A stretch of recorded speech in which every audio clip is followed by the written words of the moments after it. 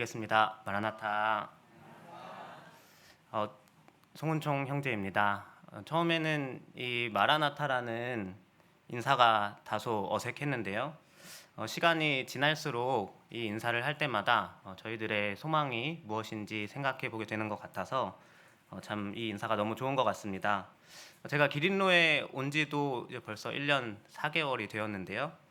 1년이 넘는 시간 동안 이제 주일에 항상 이렇게 왔다 갔다 하는데, 또 주영자매 남편인 건 알겠는데 도대체 뭐 하는 형제인가 이제 하시는, 저를 잘 모르시는 성도님들이 많으셨을 거라는 생각이 듭니다. 진작 간증을 했어야 되는데 또 이렇게 늦게 간증을 하게 돼서 죄송한 마음이 있습니다. 제가 오늘 4시에 춘천에서 퇴근을 해서 KTX를 타고 지금 집회 한 30분 전에 이제 도착을 했습니다. 근데 제가 생각해보니까 기린로 수요 집회가 처음이더라고요. 근데 이렇게 간증까지 하게 되니까 사실 지금 너무 떨리는 것 같습니다. 제가 직장 생활을 하면서 느끼게 된 점은, 이 수요 집회에 오는 것이 참 쉽지 않구나, 이런 생각을 많이 하게 됐습니다. 평일에 퇴근을 하고 참 피곤한 몸을 이끌고 이곳까지 주님의 말씀을 들어 나아오시는 것이 참 너무나도 큰 결단이고, 또 주님을 사랑하시는 마음이 크다는 것을 경험을 했는데요. 오늘 이 자리에 하루를 또 마무리하기 위해서 오신 성도님들을 환영하고 축복합니다. 저희가 이제 박수를 치면은 이제 참 건강에 좋다고 하는데요. 이 시간 여기까지 나온 서로를 축복하고 또 격려하기 위해서, 또 오늘 하루를 인도해 주신 주님께 감사하기 위해서 함께 5초 동안 박수를 한번 쳐보도록 하겠습니다. 시작. 네, 감사합니다. 성도님들의 그 웃는 얼굴을 뵈니까요, 제가 긴장이 조금 이제 풀려서 시작할 수 있을 것 같습니다. 오늘 간증을 제가 준비하면서 소원했던 바는, 참 제 삶을 통해서 주님의 어떠하심이 나타나고 또 주님께서 영광 받으시는 시간이 되기를 기도했습니다. 크게 제 인생을 4가지 부분으로 나누어서 소개를 드릴까 합니다. 제가 간증을 부탁받고 저희 소그룹 리더 형제님이신 추현수 형제님께 어떤 간증을 하면 되나요 했더니, 형제님께서 신앙, 구원, 결혼이 포함된 개인 전기 간증, 기린로 모임에서 배운 점, 작별 인사. 이렇게 생각해보니까 이 개수가 너무 많더라고요. 근데 어떻게 나의 인생을 50분 안에 말할 수 있을까라고 생각을 하다가, 주님께서 허락하시는 만큼만 하게 되겠지라고 생각하고 좀 더 주님께 맡겨드리고 하도록 하겠습니다. 저희 부모님께서는 이제 춘천에서 태어나셔서 학창 시절을 지내시다가 춘천 교회에서 구원 받으시고 또 결혼하시게 되었습니다. 아버지의 직장 때문에 처음에 철원에 계셨었는데 95년 9월에 철원에서 제가 태어나게 됐습니다.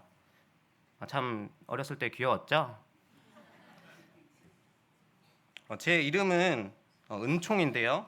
은혜 이제 괴일 총자를 이제 한자로는 쓰게 됩니다. 근데 그 괴일 총자라는 한자가 사랑하다라는 뜻도 함께 가지고 있습니다. 그래서 예를 들어서 임금님의 총애를 받다 할 때 그런 총자와 같은 총자인데요. 성경에서도 은총이라고 표현된 단어를 영어로 보면 뭐 러브나 그레이스나 또 하나님의 선하심으로 번역이 되기도 합니다. 다시 말해서 제 이름은 은혜와 사랑이라는 뜻을 가지고 있습니다. 어렸을 때 제 이름으로 인해서 사실 놀림을 많이 받았어서 참 그 가치를 잘 몰랐습니다. 그런데 이제 삶을 살아나가면서 제 삶에 주님의 은혜와 사랑을 빼고는 참 아무것도 설명을 할 수 없다라는 것을 경험하게 되면서, 또 그 이름처럼 제가 받은 은혜와 사랑을 참 다른 사람들에게도 흘려보내기를 원하게 되는 마음이 들면서, 제 이름이 너무나도 귀한 이름이구나라는 것을 깨닫게 되었습니다. 만약에 외국이었다면 제가 제 자녀의 이름을 송은총 주니어 뭐 이렇게 지었을 텐데 그러지 못하는 점이 아쉽습니다. 아직 결혼을 하지 않은 청년분들이나 또 손주와 손녀의 이름을 고민하고 계시는 성도님 분들이 계시다면 참 은총이라는 이름이 좋다는 것을 추천을 드립니다.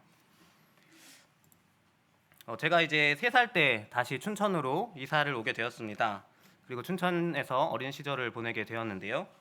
4살 때 저보다 4살 어린 남동생도 태어나면서 저는 이제 2 형제 중에 장남으로 자라게 되었습니다. 아버지께서도 동일하게 2 형제 중에 차남이셨는데 집안에서 가장의 삶을 사셨습니다. 그렇기 때문에 이제 저를 보면서는 장남은 책임감이 있어야 된다, 가정을 먹여 살릴 수 있어야 된다라고 책임감을 강조하셨고 굉장히 엄하게 저를 키우셨던 기억이 있습니다. 그랬는데 이 어린 시절 철이 없던 저는 그런 가르침들이 사랑을 받지 못한다고 생각을 했습니다. 그래서 내가 사랑을 받을 곳은 가족이 아니라 다른 곳이구나. 사랑을 찾으러 가야겠다라고 생각을 했는데요. 그래서 저는 이제 학교에서 또래인 친구들에게 인정을 받는 것이 사랑을 받는 것이라고 생각을 하게 되었고, 또 이성 친구들을 통해서도 사랑을 채울 수 있다고 생각해서 좀 관심을 많이 가지게 되었습니다. 초등학교 학창 시절부터 사실 부끄럽지만 나쁜 친구들과 함께 어울리면서 좀 학교에서 인정받기 위해서 치열하게 살았던 것 같습니다. 제가 남중남고를 또 나왔는데 남중남고에서 인정받으면서 생활한다는 것은 사실 가장 원초적이고 간단한 그 서열의 다툼입니다. 마치 동물의 왕국 같이 누가 더 강하냐 이렇게 이제 사는 것이 남중남고인데요. 제가 어렸을 때도 키가 참 작았기 때문에 그곳에서 인정받기 위해서는 제가 이제 만만해서 늘 약간 검증의 대상이었고, 제가 이제 살아남기 위해서 항상 도끼를 품고 살아남아야 했던 기억들이 있습니다. 그런데 또 교회나 집에서는 이제 바른 생활을 하는 척하면서 이중 생활을 했던 것 같습니다. 그런데 이제 꼬리가 길면 잡힌다고 중학생이 되고 제가 사고를 치는 횟수가 점점 이제 늘어나자 부모님들도 이제 아시게 됐습니다. 뭐 학교에도 오시고, 그래서 이제 부모님의 속을 썩이는 이제 불효자가 됐던 것이죠. 그래서 밤에 이제 눈물로 기도를 하게 하는 이제 불효자가 되었습니다. 그렇게 이제 나쁜 행동들도 많이 하고 또 학교에서 인정도 받고 했는데 제 안에는 여전히 채워지지 않는 그 허전함과 갈망이 있었습니다. 그래서 또 생각한 것은 제가 다른 친구들에게 인정받기 위해서 다른 친구들이 인정할 만한 그런 물건들을 가지면 제 마음이 채워지지 않을까? 이런 생각들을 해보게 됐던 것 같습니다. 저와 그 비슷한 세대이시거나 또 부모님 세대는 공감하실 수도 있겠는데요. 바로 제가 중학교 시절 가장 가지고 싶었던 것은 그 메이커 옷, 신발, 뭐 가방 이런 것들이었습니다. 또 특별히 이제 그 노스페이스 패딩인데요.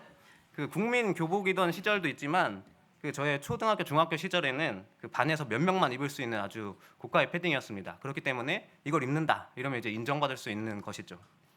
그래서 이제 부모님께서 기억하시는 이제 제 학창 시절 중에 일화 중에 하나가 제가 중학교 때 이 패딩을 사고 싶다고 이제 계속 졸랐던 겁니다. 근데 부모님께서는 이제 집안 사정상 사줄 수 없다 그렇게 말씀을 하셨고, 이제 저는 이제 반항심이 또 들어서 그러면 나는 겨울에 옷을 입지 않겠다 이렇게 선언을 하고, 춘천이 정말 춥거든요.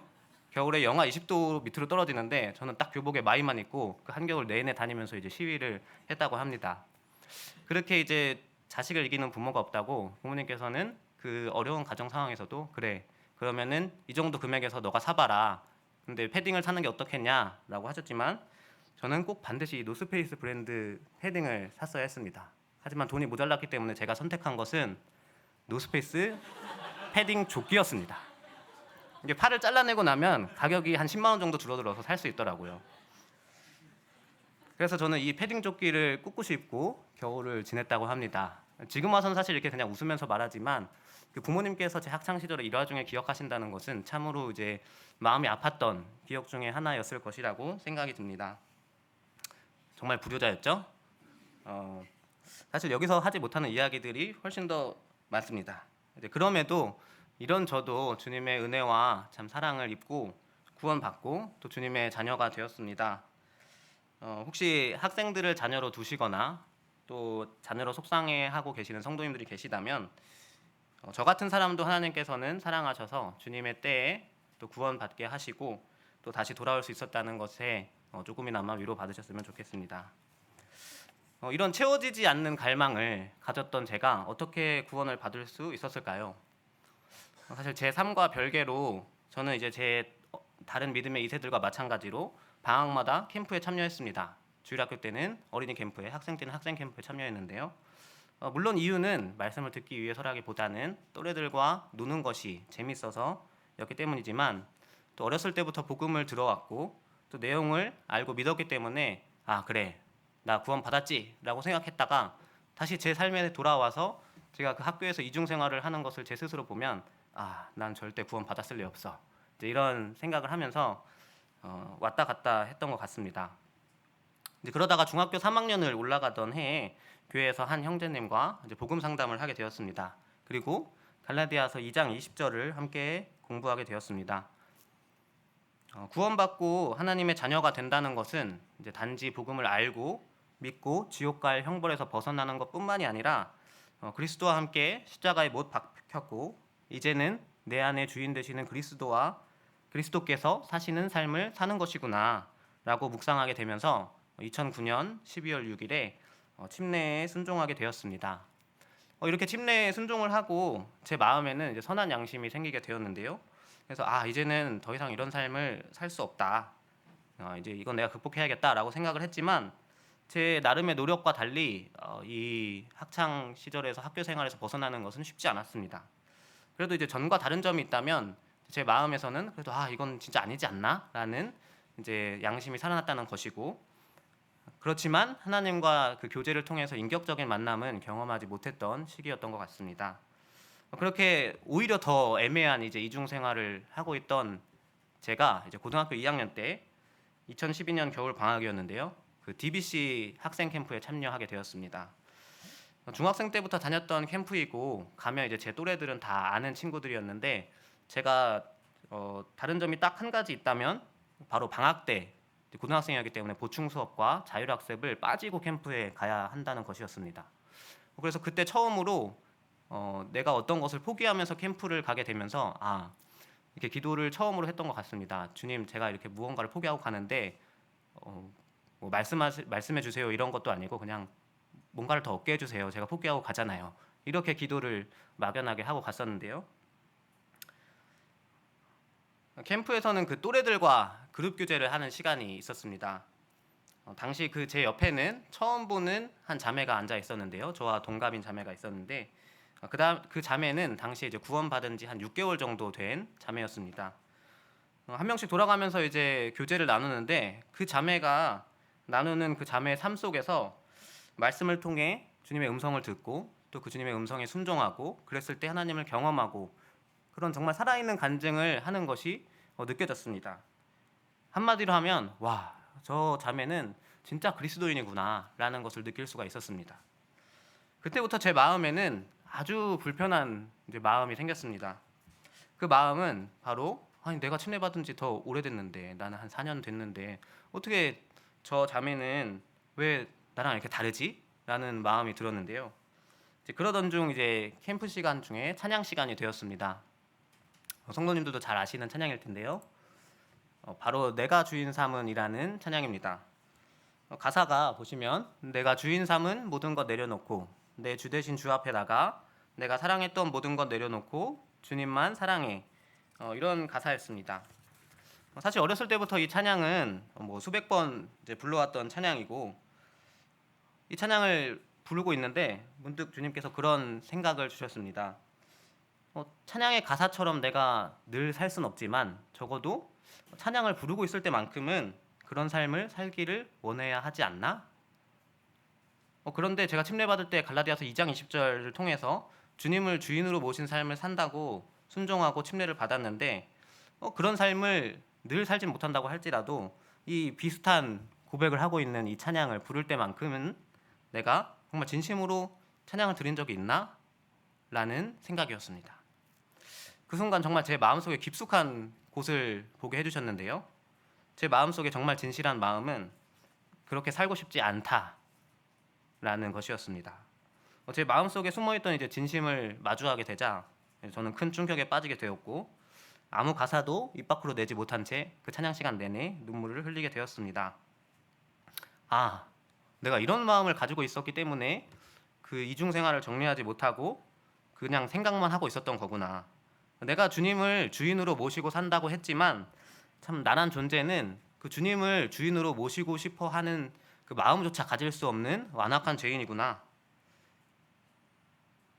주님이 주인 되신 삶을 살고 싶어 하는 그 마음조차도 내가 스스로는 가질 수 없고 주님께서 주셔야 하는구나 라는 것을 묵상하면서 그 시간에 주님께 고백하게 됐습니다. 주님, 저는 주님께 순종하고자 하는 마음도 제 의지와 능력과 힘으로는 가질 수가 없습니다. 주님께서 제가 주님을 주인으로 모시고 살고자 하는 마음을 주시기를 원합니다라고 말이죠. 그 순간에서야 비로소 저는 하나님 앞에 제 모든 것을 내려놓고 엎드리게 되었고 주님 앞에 회개하게 되었습니다. 그렇게 기도를 하고 나니까 앞서 보셨던 갈라디아서 2장 20절의 말씀을 다시 묵상하게 되었습니다.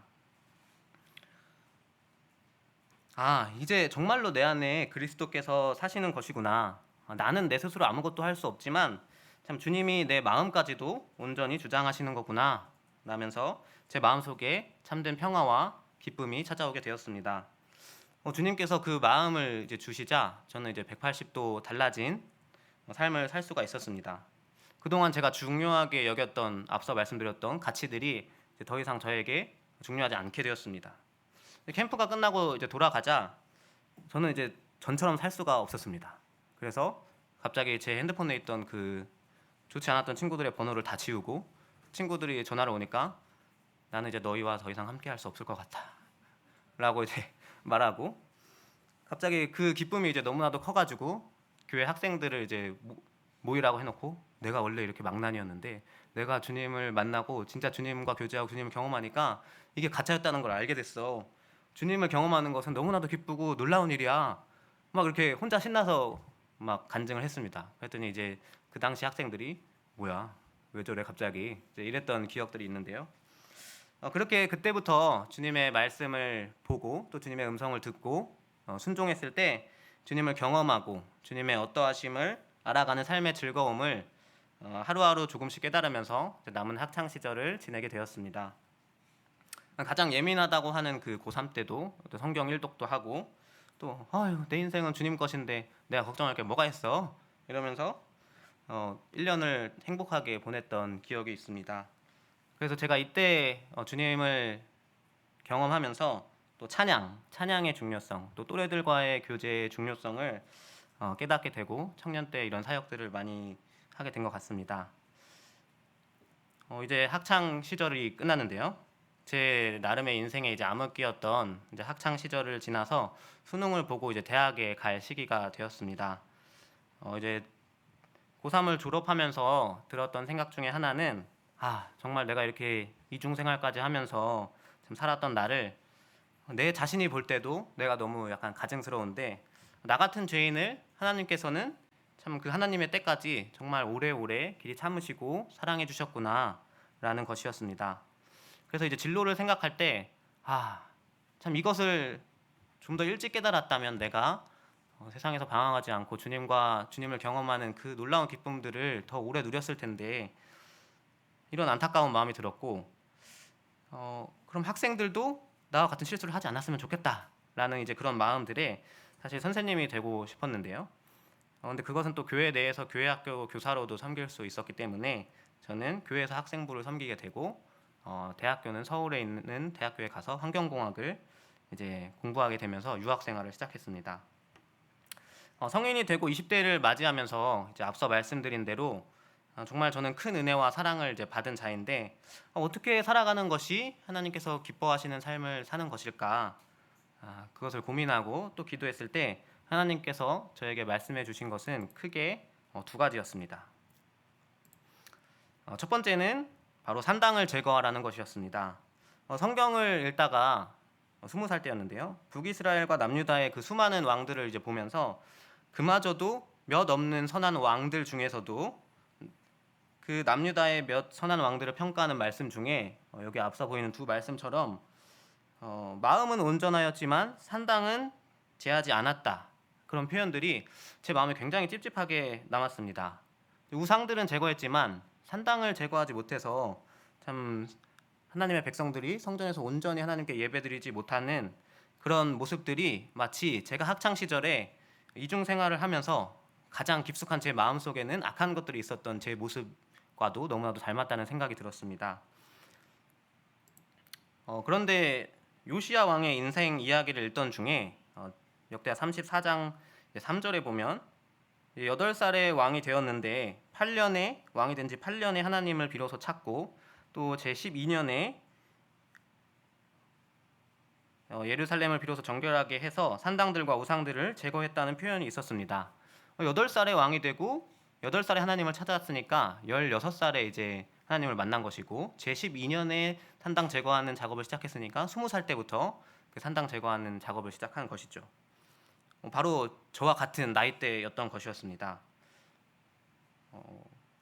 그래서 하나님께서 말씀하신 중요한 것 첫 번째는 제 삶에도 제 마음에도 하나님 앞으로 온전히 나아가게 하지 못하는, 그것을 방해하는, 또 없애도 계속 생겨나는 그 여러 산당들을 20대에 제거해서 하나님 앞에 정결하게 예배드릴 수 있는 깨끗한 그릇이 되도록 산당을 제거하는 삶을 살라고 하나님께서 말씀해 주셨습니다.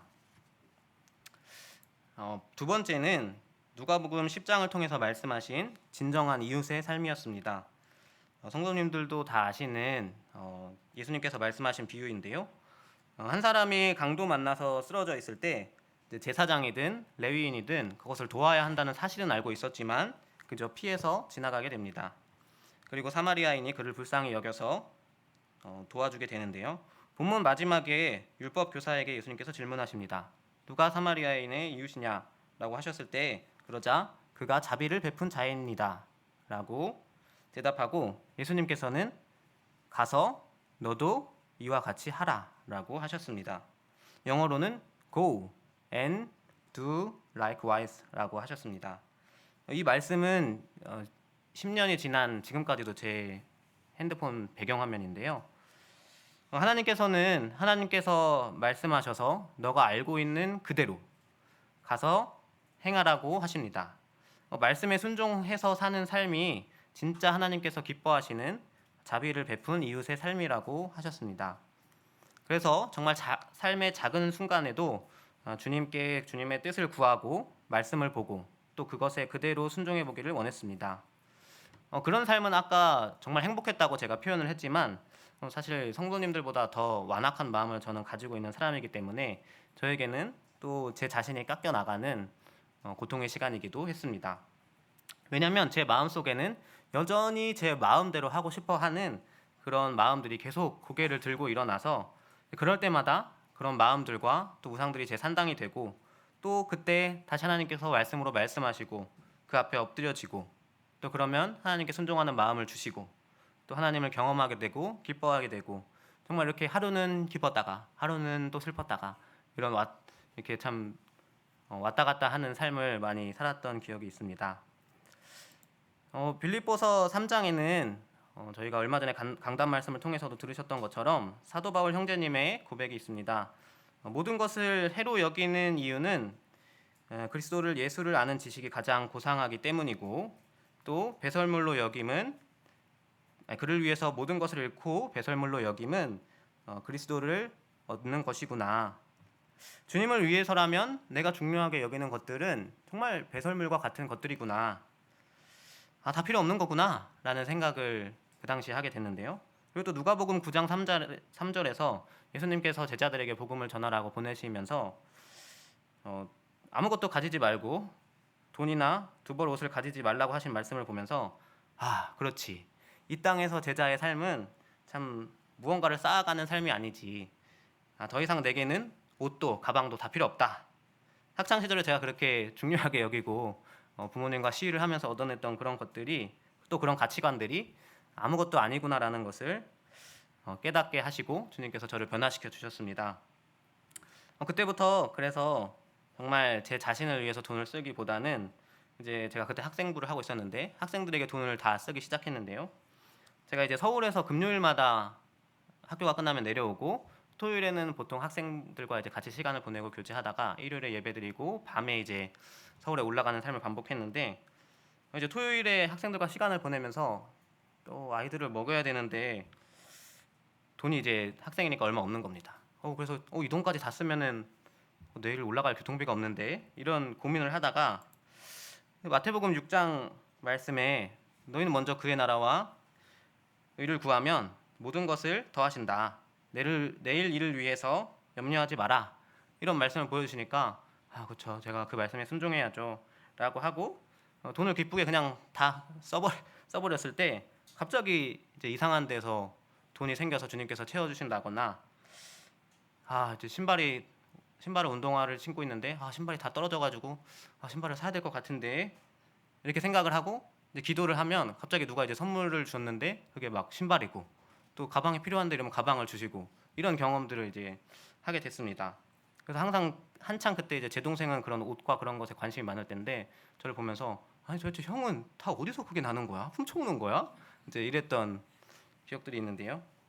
최근에 이제 그 제가 같이 학생부를 했던 이제 학생이고 지금은 같이 선교팀에서 섬기고 있는 그 자매에게 이제 다른 형제님께서 이제 물어봤습니다. 그 은총 그러니까 저는 어떤 선생님이었냐 학생 때 이제 이런 질문을 했는데 저는 사실 내심 이제 제가 그래도 학생 때 학생들을 위해서 이렇게 다 했는데 좋은 말을 해주겠지 뭐 멋있는 선생님이었다거나 뭐 존경할 만한 선생님이었다 이런 말을 해줄 줄 알았는데 그 자매가 했던 말은 학생인 자신이 보기에도 너무 불쌍해 보였다. 자기들 먹을 걸 사주는 건 고마운데 옷도 자기라면 절대 안 입을 것 같은 옷들을 입고 다니는 걸 보면서 좀 불쌍하다고 생각했다라고 말하는 것에 좀 충격을 받았습니다. 지금 와서 돌이켜 보면 사실 누가 자꾸 그렇게 선물을 저에게 사주었던 것들도 그래도 기본적인 것들은 제가 해야 되는데 너무 과하게 이제 하니까 너무 눈에 띄어서 사주었던 것이 아닐까라는 이제 생각도 들지만 사실 이것을 통해서 제가 말씀드리고자 한 것은 정말 순수하고 깨끗한 마음으로 주님의 말씀에 순종을 하였을 때 하나님께서는 하나님을 경험하게 하시고 또 하나님의 인자하심과 우리의 삶을 책임지시고 인도하시는 것을 너무나도 확실하게 경험시켜 주셨던 청년 때의 삶이었던 것 같습니다. 그 당시에 한 선교사 형제님께서 제게 말씀해 주셨던 건데 정말 전능하시고 크신 그 하나님께 삶을 드리는 것에 주저하지 마라. 하나님은 그렇게 작으시거나 째째하신 분이 아니다. 너희의 삶을 주님께 기쁜 마음으로 드릴 때 주님께서는 너희의 삶을 책임져 주신다. 이런 말씀을 많이 해주셨는데요. 그런 것들을 많이 경험했던 것 같습니다. 이제 평일에도 서울에서 학교가 끝나면 말씀 집회나 청년들이 교제하는 곳에 이제 찾아다니면서 배우고 또 방학 되면 어린이 캠프나 또 학생 캠프에 가서 또 주님을 배우고 경험하고 또 학교에서도 친구들에게 복음을 전하고 캠퍼스에서도 복음을 선포하기 위해서 치열한 삶을 살았습니다. 그 당시에는 정말 치열했지만 제 죄의 습성과 또 주님을 온전히 믿지 못하는 그 연약한 믿음 때문에 매번 낙담하고 실패하기도 했습니다. 또 지금 와서 돌이켜 보면 결국에는 참 제가 주님을 섬긴다고 했던 그런 많은 일들도 주님께서 제게 주님의 어떠하심을 경험시켜 주시기 위함이 아니었나 라는 생각을 하면서 참 행복했던 청년 시절이었음을 돌아보게 됩니다. 또 제 청년 시절에 또 하나 빼놓을 수 없는 키워드가 바로 선교인데요. 제가 앞서 말씀드린 대로 항상 저는 제 마음속에 가장 깊숙이 있는 그 완악한 마음과 씨름을 하는 일이 많았습니다. 제가 20살이 되면서 와, 나 같은 사람도 주님께서 사랑하시는데 주님께 내가 내 삶을 드리지 못할 이유가 어디 있겠는가 라고 고백을 하면서 기도할 때마다 항상 주님은 제 삶의 주인이십니다 이렇게 고백을 했었는데요. 제가 신앙서적을 읽기 시작하면서 가장 충격적이었던 이 두 책이 바로 전능자의 그늘과 밀림 속의 십자가였습니다. 이 책의 두 내용은 다 아시겠지만 자신의 목숨까지 내어드리기를 각오하면서 이제 부족에게 들어가서 복음을 전하는 내용입니다. 그런데 제가 충격받았던 것은 이 목숨을 내어드리면서까지 복음을 전했던 그런 삶의 모습이 아니라 이 책에 나온 이 분들이 주님과 교제했던 그 내용이었습니다. 이 책의 두 주인공 짐 엘리엇과 브루스 올슨 그 두 분들이 주님을 만나고 또 주님을 경험하고 구원받고 또 주님과 정말 친밀하게 교제하면서 자신의 삶을 드렸던 나이들이 바로 제가 이 책을 읽었던 20대 초반 20살에 이런 삶을 사셨던 것을 제가 보면서 같은 하나님을 믿고 비슷한 나이대인데 왜 이렇게 나보다 하나님과 더 친밀하게 교제하고 또 주님 안에서의 저런 성숙함들을 가질 수 있을까 이런 괴리감들을 가지면서 이 주님 앞에서의 마음들을 이 책들을 통해서 많이 배우게 되었는데요. 특히 그 전능자의 그늘 같은 경우에는 제가 10번 넘게 읽은 것 같습니다. 그 짐 엘리엇 형제님께서 작성하신 일기의 내용 중에 영원한 것을 얻기 위해서 영원하지 않은 것을 버리는 자는 결코 어리석은 자가 아니다 라는 말이 지금까지도 제 삶의 큰 가치관 중에 하나가 되었습니다. 그래서 20살에 저는 고민을 시작하게 됐습니다. 그래, 내가 이 땅에서 영원하지 않은 것들을 참 영원한 하늘의 것들을 위해서 투자하는 삶이 참 참 세상에서는 손가락질 받고 멍청하다고 할지 모르지만 가장 가치 있고 또 실제로도 이득인 삶이 아닌가. 그렇다면 청년인 때에 내가 지금 바꿀 수 있는 것들이 과연 무엇이 있을까 이제 고민을 하다가 한 형제님께서 말씀하신 내용 중에 우리에게 주신 시간도 주님께 드리고 있느냐, 시간의 11조를 드리고 있는지 말씀하셨던 내용이 기억이 났습니다. 하루에 24시간 중에 2시간, 또 20대라고 하면 10년 중에 1년, 그 시간을 삶을 선물로 주신 주님께 감사하며 주님께 집중하는 시간을 드리는 것에 도전해라 라고 했던 말씀을 해주셨습니다. 그때부터 내가 지금 가진 것은 돈도 없고 나는 가정도 없고 내가 가진 것은 오로지 시간과 마음밖에 없구나. 그래서 그것을 주님께 드리는 삶이 가치 있는 삶이구나 라고 생각을 했던 것 같습니다. 이 책들을 읽으면서 참 복음을 한 번도 들어보지 못한 그 사람들에게 복음을 전하다가 나의 가장 소중한 것인 생명을 주님께 드리는 삶이 가장 가치 있는 삶이 아니겠는가라고 생각을 하면서 막연하게 20살 때는 정글로 가서 복음 전하다가 죽어야겠다 이런 생각을 하고 기도를 했었는데요. 20살 여름에 이제 그 태국에서 선교하시던 김선호 형제님께서 그 당시에 오셨었는데 오셔서 말씀을 선교 간증을 해주시고 있었는데 주님께서 제 마음에 그런 질문을 해주셨던 것 같습니다. 만약에 지금 너한테 선교 나가라고 하면 나갈 수 있겠니? 라고 말이죠. 근데 제가 그 전에 앞서 말씀드린 대로 나는 이제 정글 가서 죽겠습니다 이렇게 기도를 했었는데, 그러면은 지금 선교 나가라고 하시면 주님 당연히 기쁘죠 라고 제가 해야 되는데, 막상 그게 실제라고 제가 상상을 해보고 생각을 해보니까 제 마음에 또 깊숙한 그 마음속에서는 내라는 순종이 안 나오는 거예요. 그래서 난 도대체 진짜 뭘까, 이런 괴리감에 또 꽤 오랜 시간 기도하면서 주님께 순종하는 마음을 달라고 했고, 그랬을 때 남아공 단기 선교를 보여주셔서 다녀오게 됐습니다. 제가 그 20살 여름에 3주짜리 남아공 단기 선교를 갔는데 가니까 제가 할 수 있는 게 이제 없는 거예요. 저는 영어도 못했고 주일학교도 할 줄 모르니까 그냥 제가 가서 한 거는 짐 열심히 나르고 파이팅하고 이제 그런 일들을 했었는데, 그 당시에 이제 선교사 형제님께서 몇 년 동안 기도하셨던 기도 제목 중에 하나가 이제 청년 형제가 와서 1년 동안 섬겨줬으면 좋겠다 이런 기도 제목을 가지고 계셨고, 저보고 한번 기도해보는 게 어떻겠냐라고 하셨는데요. 저는 현실적으로 영어도 못하고 주일학교도 해본 적 없고 또 20살이어서 이제 군대도 가야 되는데 이건 또 아니지 않나 이런 생각을 했습니다. 근데 이제 앞서서 제가 남아공에 오기 전에 그 주님께서 만약에 선교 가라고 할 수 있겠니? 라고 했을 때 이제 제 마음은 싫었던, 또 제가 주님 앞에서 엎드려졌던 그 시간들이 떠오르면서 그래, 주님이 가라시면 선교도 기쁘게 가겠다고 순종하고 그랬을 때 주님이 보여주셔서 여기를 왔는데 내가 1년 가라고 하시는데 평생도 아니고 1년을 못 갈까? 이런 생각을 했습니다. 그랬는데 제 마음은 또 어땠을까요? 네, 사람 마음이 참 연약한 것이 또 1년 가는 것도 가기 싫은 거예요. 아멘이 안 되는 것이었습니다. 다들 이제 그 캠프가 끝나고 즐겁게 교제하고 있는데 저만 혼자 방에 들어가서 저만의 전쟁을 시작했습니다. 또 내가 왜 이럴까? 내 마음은 왜 이렇게 악할까?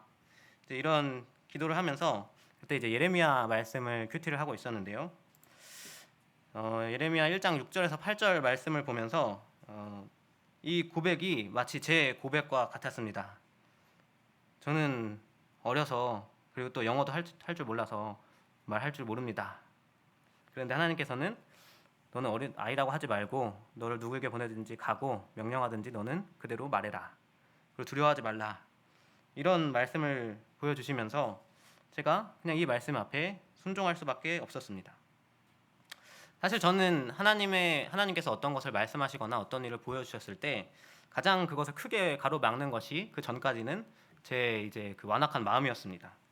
그래서 그것만 해결되면 사실 그 뒤에 모든 일들은 주님께서 다 평안하게 모든 일이 술술 잘 풀릴 줄 알았는데 하나님께서 말씀하신 것은 그 마음은 가장 처음이고 그 이외에 또 수많은 환경들이나 또 어려움들은 그 소망을 가진 자가 인내로서 하나님을 바라봐야 함을 말씀해 주셨습니다. 그리고 하나님의 일은 하나님의 때에 이루신다고 말씀해 주시면서 제가 그 당시에 이런 말씀을 보면서 아, 그래. 하나님께 소망을 두어야지. 또 인내는 연단을 낳고 연단은 그 소망을 이루지라고 말씀을 묵상하면서 저는 그렇게 8개월을 한국에 와서 기다린 후에 21살에 학교를 휴학하고 1년 남아공 단기 선교를 다녀오게 되었습니다. 거기서 배운 거를 하면 이제 너무 길어질 것 같으니까 넘어가고요. 그렇게 1년을 다녀온 뒤에 이제 2년 뒤에 묵동교회에서 남아공 선교팀을 이제 만들어서 방문하게 됐는데 함께하는 게 어떻겠냐라고 해서 단기 선교를 이제 또 가게 되었습니다. 근데 그때 주영자매를 만나게 되었습니다. 2017년이었는데요. 그 당시에 이제 기린로에서 두리자매님과 주영자매님이 함께 선교팀에 있었는데요. 그 저와 두리자매님 또 주영자매 이렇게 셋만 빼고 나머지는 다 서울 사람이었습니다. 그래서 저희 셋만 이제 지방 사람이어서 이제 금방 친해지게 되었는데요. 또한 이제 그 당시에 그 남아공에 1년 가는 것을 두고 주영자매가 기도 중이었는데 그래서 더 많은 교제들을 나눠볼 수 있었고 그 인연을 시작으로 정말 서로에게 좋은 믿음의 동역자가 되어서 함께 지내게 되었습니다. 그래서 제가 전주에 놀러 가면 두 분이 나와서 저하고 놀아주기도 하고 그런 친하게 지냈습니다. 제가 결혼을 두고 기도할 때 사실 많은 이제 변천사들이 있었습니다.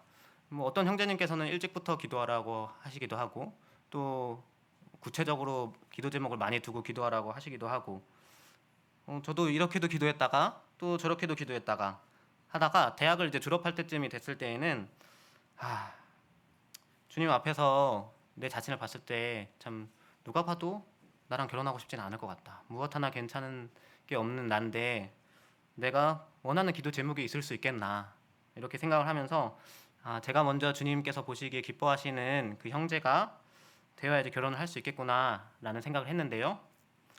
근데 개인적으로 남겨놓은 기도 제목이 딱 하나 있었다면 그 저와 결이 비슷한 사람, 잘 맞는 사람이었습니다. 그 설명하기 조금 어려울 수도 있는데 그 주영자매가 바로 저와 결이 참 잘 맞는 사람이었습니다. 성격이나 또 가치관, 자라온 환경, 또 경험했던 것들, 또 신앙 안에서 추구하는 바 이런 것들이 비슷했고 참 서로가 서로를 잘 이해해 줄 수 있는 소중한 동역자였습니다. 특히 또 주영 자매는 자신보다 다른 사람의 마음들을 항상 돌아보고 챙겨주고 또 뒤에서 묵묵히 섬겨주는 참 따뜻한 마음을 가진 자매였습니다. 그랬을 때 참 오랜 기간 동역자로 함께 지내다가 자매를 생각할 때 제 자신보다 더 소중히 여기고 또 사랑할 수 있는 마음을 주셨고 그랬을 때 두려웠던 것은 제가 주님의 인도하심보다 앞서가서 제 마음대로 했다가 그 가장 소중한 동역자를 잃고 싶지 않았던 마음이 있었습니다. 그래서 기도 가운데 주님이 말씀 가운데 말씀하셨던 두 가지는 여기 나온 것처럼 감정보다 더 중요한 것은 참 어떤 관계더라도 하나님께서 기뻐하시고 또 하나님을 기쁘시게 하는 관계여야 한다라는 것과 또 제일 중요한 것은 감정이 아니고 믿음의 길을 함께 걸어가는 동역자인 것이 가장 중요한 것이다라는 것을 기억하게 하시고 말씀해 주셨는데요.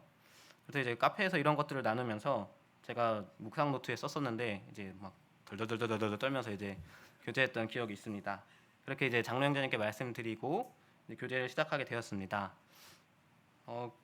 또 감사하게도 블레스 프로젝트라는 이제 선교 동역팀에서 함께 섬기게 되면서 참 가정을 이루고 나서도 가정으로서 주님을 섬길 수 있는 그런 모습들을 보여주셔서 참 주님의 인도하심에 감사가 되었습니다.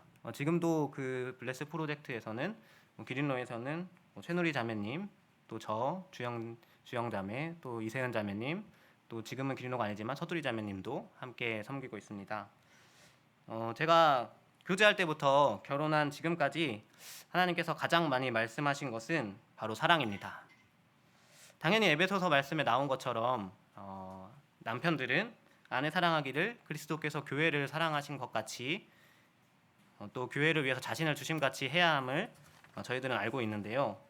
저는 또 그 호세아 3장에 나온 하나님께서 호세아 선지자들에게 말씀하신 것처럼 이스라엘 백성들이 나를 버렸지만 계속 버렸지만 내가 이스라엘을 사랑하기 때문에 너도 너를 버리고 바람피고 떠나간 그 여자를 찾아서 다시 사랑하라고 하신 그 말씀을 보면서 참 저의 이성으로는 이해가 되지 않는 순간에도 하나님께서 이스라엘 백성들을 끝까지 사랑하신, 또 비이성적으로 사랑하셨던 그 사랑을 기억하고, 또 예수 그리스도께서 교회를 위해서 자신의 모든 것을 주셨던 사랑을 생각하면서 나의 어떠함보다는 상대방을 더 귀하게 여겨서 사랑하는 것이 주님의 마음임을 배워가게 하시는 것 같습니다.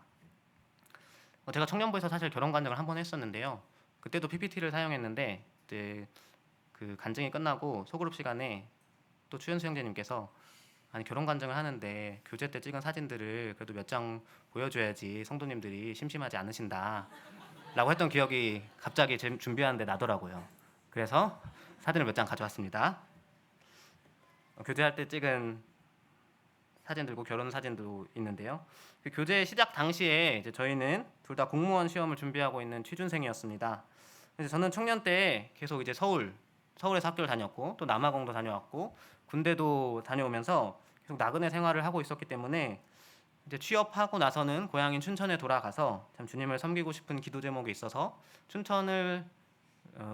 춘천으로 시험을 준비 중이었고, 자매는 그때 임실 지역을 두고 기도를 하고 있었기 때문에 사실 현실적으로는 저희 둘 중에 한 명이라도 붙을 확률도 적다고 생각을 해서, 한 명이라도 붙으면 그곳이 주님이 인도하시는 곳이라고 생각하고 둘 다 기도를 하고 있었기 때문에 가자라고 했는데, 감사하지만 또 당황스럽게도 둘 다 이제 붙어버리는 상황이 되어버리고 말았습니다. 그때부터 이렇다면 과연 주님의 뜻은 무엇인가? 결혼을 하지 말라는 것은 아닌 것 같은데, 이제 많은 또 고민을 하고 또 기도를 하고 또 주변 분들의 조언도 듣고 했지만, 그 준비하는 과정 가운데도 기도하고 주님과 교제했던 그런 과정을 겪었기 때문에 하나님께서 둘 다 붙여주신 이유가 있다고 생각을 하고, 주님의 인도하심과 뜻을 좀 기다려보자라고 해서 참 주말복으로 시작하게 돼서 지금까지 기린로에서 함께하고 있었습니다.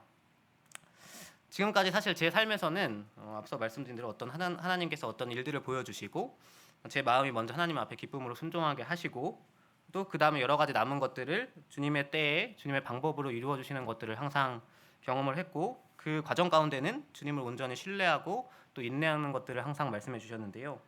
그 1년 4개월 동안 지금 기린로에서 전주에서 주말 부부를 하면서 보냈던 시간들도 동일하게 저에게는 주님의 방법으로 주님의 때에 주님께서 일하시겠구나 라는 것을 기대하는 시간이기도 했습니다. 다만 근데 그 전과 조금 달랐던 것이 있다면, 제가 혼자 이제 힘들어하는 것은 견딜만 하지만 이제 자매가 힘들어하는 모습을 보고 있으면 그거는 마음이 좀 무너지기도 하는 어려운 시간들이었던 것도 같습니다. 이제 그런 사실 고비가 있을 때마다 하나님께서는 정말 말도 안 되는 방법으로 실제로 이루어 주시진 않았지만, 내가 원한다면 얼마든지 할 수 있어. 너희는 그저 나를 신뢰하고 따라오기만 해.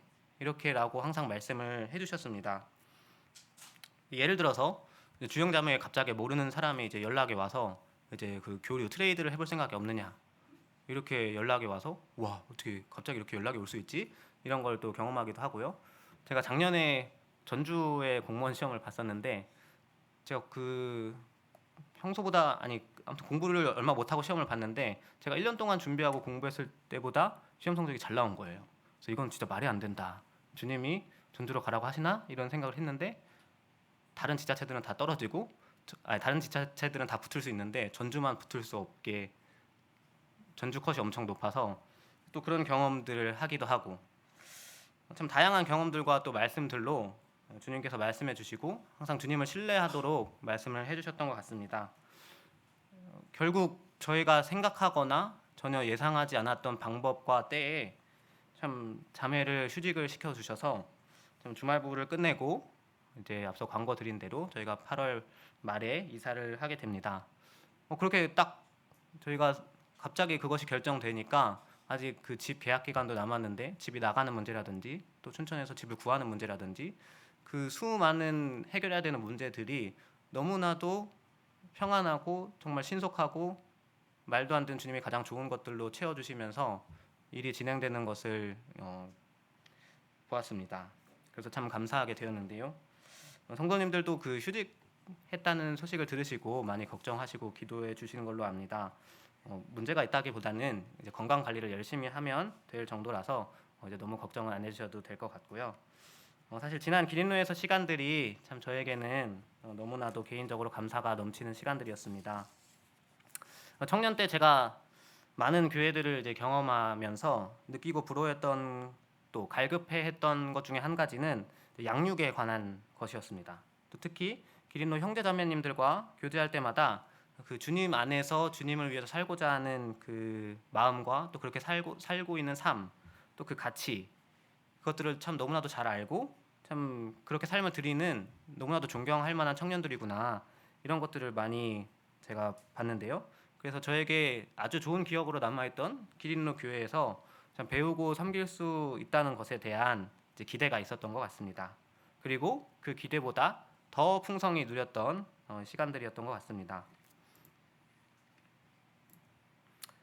제가 경험했던 청년부에서, 또 강단 말씀에서, 또 베레아 성경 공부에서, 또 뭐 연대기 강좌, 교사 대학, 또 청년부 찬양팀, 또 함께하진 못했지만 온라인으로 들었던 성경 탐사, 또 그 이외에도 더 많은 좋은 기회들이 있었습니다. 정말 내가 조금만 마음을 먹는다면 말씀을 배우고 또 적용해보고 나눌 수 있는 좋은 환경이었습니다.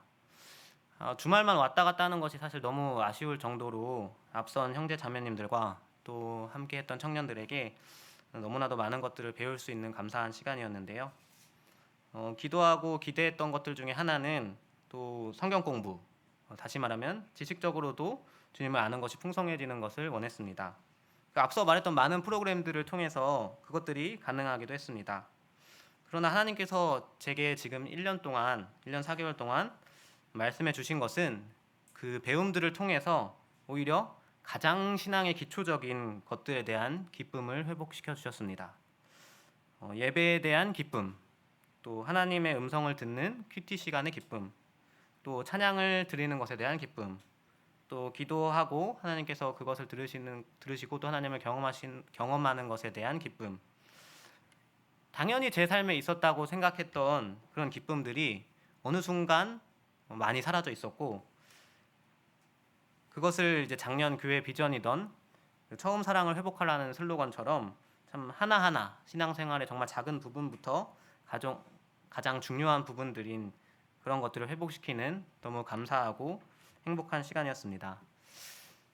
사실 그래서 지금이 저에게는 너무나도 아쉬운 것 같습니다. 이제 전주라는 도시에도 좀 적응을 하고 교회도 너무 좋고 청년들도 그렇고 성도님들도 그렇고 한 분 한 분 이제 더 관심이 가고 이제 사랑에 뭔가 빠지게 되었는데, 이제 뭔가를 해보고 싶은데 딱 이제 가라고 하시니까 더 주님께서 가라고 하시는 게 맞구나, 또 나의 어떠함보다는 주님의 부르심으로 가라고 하시는구나, 그곳에 주님의 뜻하는 바가 있겠구나 라는 생각을 하게 됩니다. 제가 이제 그 찬양팀에서도 함께 했는데요. 찬양팀에서는 그 청년들이 참 찬양을 드리는 또 그 마음들과 또 그 모습들을 참 많이 배우게 되었고, 또 교사 대학에서는 또 교사로서의 그 마음가짐들을 다시 한번 돌아보는 또 좋은 시간이었고요. 저 소그룹은 모이립에서 함께 했는데 참 저희가 함께 삶을 나누고 교제하고 주님을 경험하는 것들이 너무나도 행복했던 시간들이었습니다. 제가 최근에 이제 봤던 책에서 그 일본 성도님들께서 이제 교회를 선택해서 섬기는 것은 하나님의 부르심, 즉 사명이라고 받아들이신다는 그 문구를 제가 보고 참 감동을 받게 됐습니다. 이제 우리들은 에베소서 말씀을 통해서 교회가 그리스도의 몸임을 이미 알고 있습니다. 그렇다면 어떤 장점이나 단점을 가지고 있는 교회라고 할지라도 그 교회를 섬긴다는 것은 나의 어떤 호와 불호의 이제 선택이 아니라 주님의 부르심 가운데 사명이구나라는 것을 최근에 이제 묵상을 하게 됐습니다. 또 물론 계시록에 나온 것처럼 여러 교회의 모습들이 있고 또 하나님께서 교회마다 부르심이 다르고 또 사용하시는 모양이 다르지만 또 각자마다 여러 장점들을 가지고 있죠. 저는 처음에 그 기린로 교회의 장점이 정말 많은 사역들을 담당하고 있고 또 너무나도 좋은 양육 시스템이 되어 있는 것이 장점이라고 생각했습니다. 근데 그동안 제가 1년 넘는 시간 동안 느낀 것은 참 그 모든 사역과 또 시스템을 세우기까지 그 뒤에 너무나도 큰 사랑이 있었다는 것을, 다시 말하면 가장 큰 장점은 참 사랑이 너무나도 넘치는 교회였다는 것을 경험하게 됐습니다. 지금의 그 모습이 있기까지 또 하나님을 그리고 성도님들을 사랑하는 마음으로 교회의 모든 부분들이 세워져 왔구나. 특히 잘 알지도 못하는 저에게 보실 때마다 오셔서 또 반갑게 맞아주시고 또 그 왔다 갔다 하는 거 힘들지 않냐고 격려해 주시고 또 저희 가정을 위해서 기도해 주셨던 것들이 너무나도 큰 사랑임을 돌아보게 되었습니다. 더불어 이제 저희 가정도 그 기린로에서 받았던 그 큰 사랑을 또 은혜를 잊지 않고 어디에 저희가 가더라도 나누는 가정이 되기를 원하고 기도하게 됩니다. 제 삶에서 지금까지 신실하게 또 주님의 은혜와 사랑으로 인도해 주신 주님께 감사드리기를 원하고, 또한 이 고백이 단지 제 삶에서만 일어나는 일이 아니라 여기 앉아 계신 모든 형제 자매님들의 삶에도 동일한 고백이라고 생각이 됩니다. 이렇게 눈물이 나는지 모르겠는데요. 사실 아직 2주가 더 남아가지고요. 너무 이렇게 슬프게 하고 작별 인사처럼 하면은 안 될 것 같습니다. 그래서 작별 인사는 떠날 때 하도록 하고, 정말 다시 한번 감사드리고 제 진심을 다해서 사랑한다고 말씀드리고 싶습니다. 감사합니다. 이만 줄이도록 하겠습니다.